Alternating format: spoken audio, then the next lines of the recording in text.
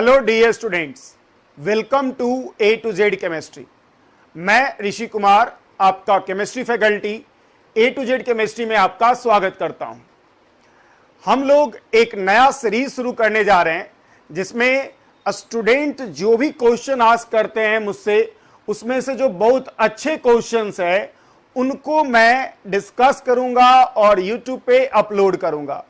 ये videos JEE main level, JEE advance level और NEET level questions के लिए अलग अलग प्लेलिस्ट के रूप में आपको अवेलेबल होगा।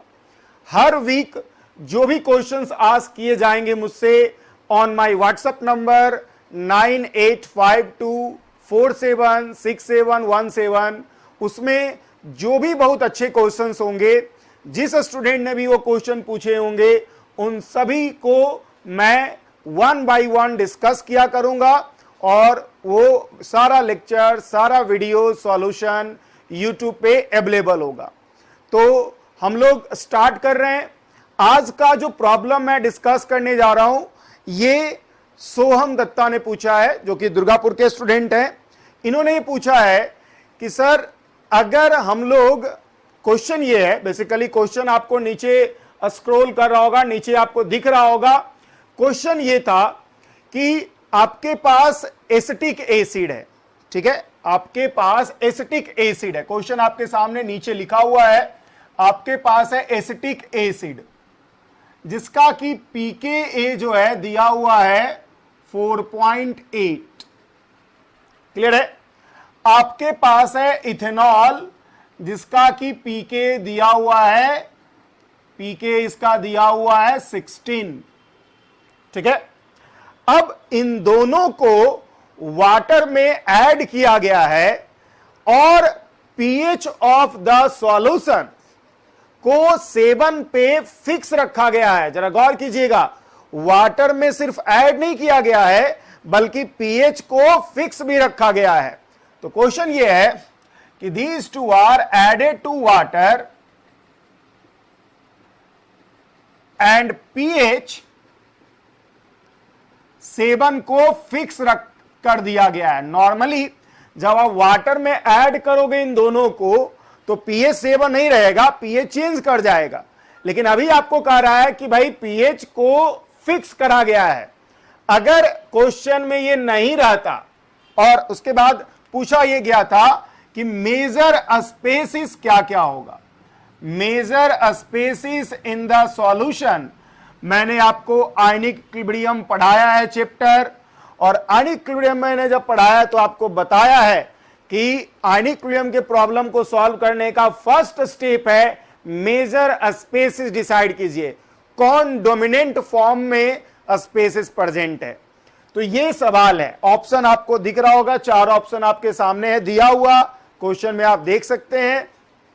तो हम लोग को यही सवाल है। देखिए, ये सवाल आपको बहुत सिंपल लग सकता है। अगर इस सवाल में ये नहीं देता, अगर ये नहीं देता कि pH 7 को फिक्स रखा गया, ये नहीं कहता, तब ये सवाल अगर मैं इसे नहीं मानूं, ठीक है, सिंपली वाटर में ऐड कर दूं, तो अगर हम इसकी बात करें, सिंपली वाटर में ऐड कर दे, तो मेजर स्पेसिस आप कैसे डिसाइड करोगे? नेचर ऑफ द इलेक्ट्रोलाइट जो आपने ऐड करा है वाटर में, उसको देखकर।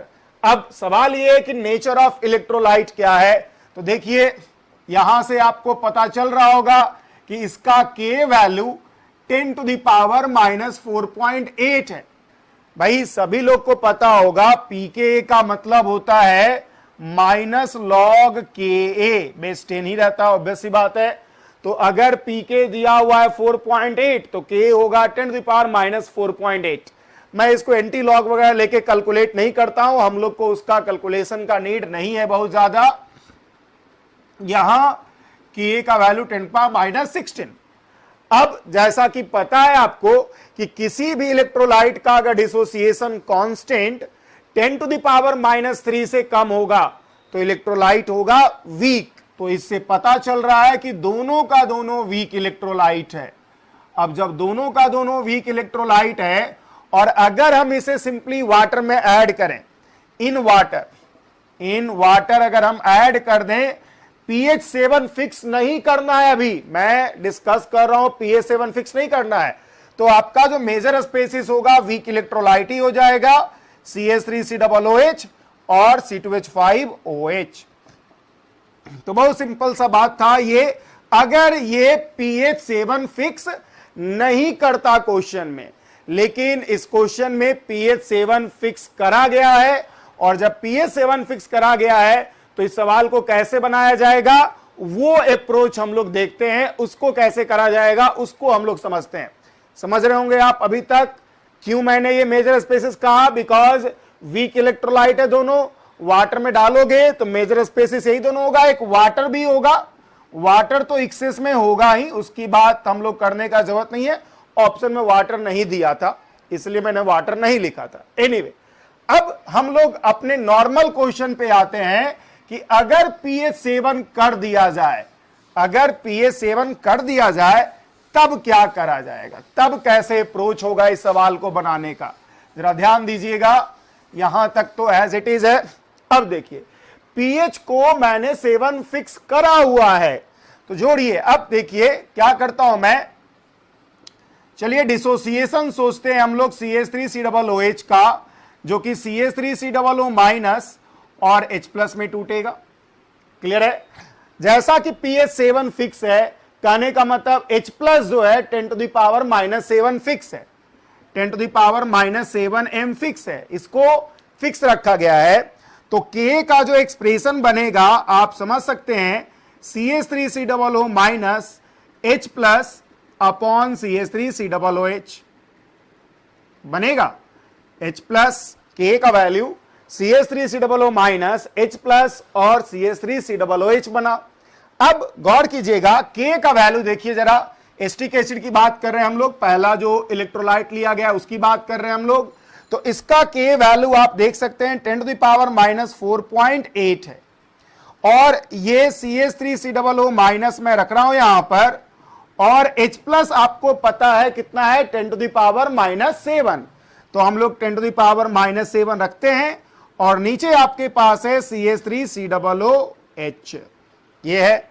अब जरा देखिए हम लोग इधर लिख रहे हैं, जरा ध्यान दीजिएगा। अब 10⁻⁻7 को आप इधर अगर लेके चले जाओगे तो 10⁻⁻7 डिवाइड होगा, कहने का मतलब ऊपर जाकर के ये हो जाएगा 10⁻².2, जो कि हो गया CH3COO माइनस अपॉन CH3COOH। ये दिख रहा है, सभी लोग को दिख रहा होगा आई थिंक, कोई बड़ी बात नहीं किया मैंने। 10⁻⁻7 को मैं इधर लेके चला गया हूं, और 10⁻⁻7 को जब मैं इधर लेके चला गया हूं तो ये ऊपर पावर जाकर के 10⁻².2 हो जाएगा, और 10⁻².2 का मतलब आप समझ सकते हो, 10⁻2 का मतलब कितना होता है 100, तो 10⁻².2 का मतलब 100 से लिटिल बिट ज्यादा। तो इसका साफ मतलब है कि जो CH3COO माइनस कंसंट्रेशन है वो greater than 100 times CH3COOH concentration है। ये बात आपको दिख रहा होगा कि CH3COO minus concentration 100 times CH3COOH का कंसंट्रेशन है, और इसका मतलब है कि जो मेजर स्पेसिस हो जाएगा यहां पर, मेजर स्पेसिस हो जाएगा यहां पर, वो CH3COO माइनस हो जाएगा। ये बात आप समझ चुके होंगे आसानी से। मुझे नहीं लगता है कि किसी को भी दिक्कत होगा कि क्यों यहां पर CH3COOH नहीं हुआ मेजर स्पेसिस। जब एक स्पेसिस दूसरे का 100 टाइम हो जाए तो ऑब्वियस सी बात है आप उसे ही डोमिनेंट मानते हो।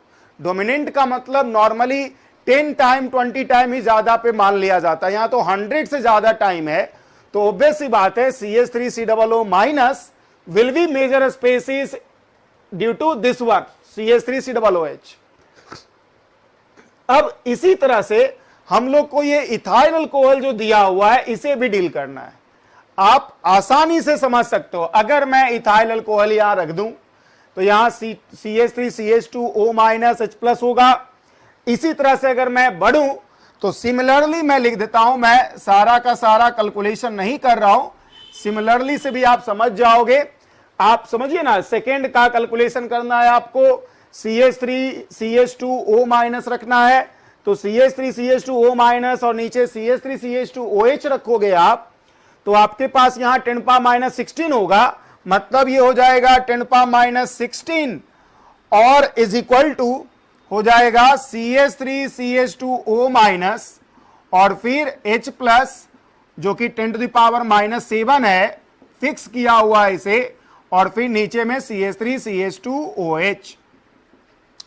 10⁻⁻7 को हम इधर ले जाते हैं तो 10⁻⁻7 इधर जाने का मतलब क्या हो गया, 10⁻⁻9 और 10⁻⁹ CH3CH2O माइनस और डिवाइडेड बाई CH3CH2OH।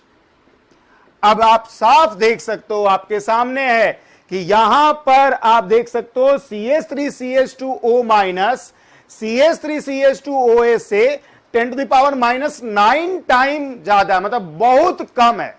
10⁻⁹ टाइम मतलब बहुत कम है, और इसका मतलब है कि इससे आप समझिएगा कि जो इससे मेजर स्पेसिस आएगा, किससे, सेकेंड वाले से जो मेजर स्पेसिस आएगा वो क्या होगा, CH3CH2OH। तो इसलिए जो मेजर स्पेसिस यहां से आने वाला है, मैं इधर ही लिख देता हूं, वो आ जाएगा CH3CH2OH।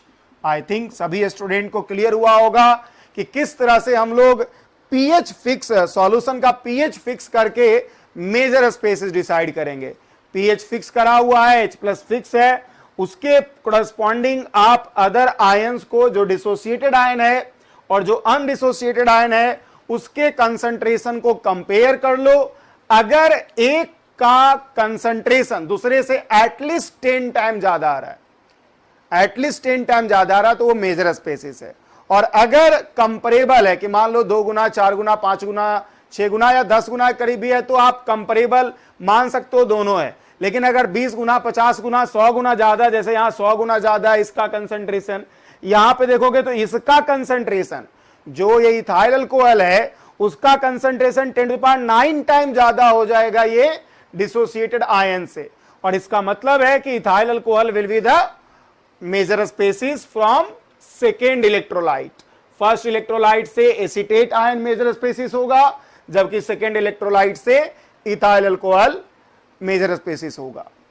तो यही क्वेश्चन मैं आज के क्लास में डिस्कस करने आया था। मुझे विश्वास है कि आप सभी लोग को ये क्वेश्चन समझ में आया होगा, और आप सभी लोगों से ये रिक्वेस्ट है कि आप अपना क्वेश्चन सेंड कीजिए। क्वेश्चन जो भी होगा, जेई मेन लेवल का होगा, जेई एडवांस लेवल का होगा या नीट लेवल का होगा, जो बहुत अच्छा क्वेश्चन होगा उसे मैं वीकली 2, 3, 4, 5 जितने भी क्वेश्चन होंगे उन सबको मैं डिस्कस करूंगा, और आपको अलग अलग प्लेलिस्ट में जेई मेन का क्वेश्चंस डिस्कशन का प्लेलिस्ट, जेई एडवांस का क्वेश्चन डिस्कशन का प्लेलिस्ट, और NEET questions, NEET chemistry questions का डिस्कशन का प्लेलिस्ट अलग अलग बना हुआ है। और उन सभी प्लेलिस्ट में ये सभी क्वेश्चंस मिलते जाएंगे, जिससे कि आप अच्छे अच्छे क्वेश्चंस का बहुत तरीके से समझते हुए आप उसका सॉल्यूशन देख पाओगे, समझ पाओगे, और केमिस्ट्री में बहुत अच्छा आप अपने एग्जाम में, चाहे आप जेई का प्रिपरेशन कर रहे हो या नीट का प्रिपरेशन कर रहे हो, कर पाओगे। So thank you all guys for watching this particular video. Thank you all.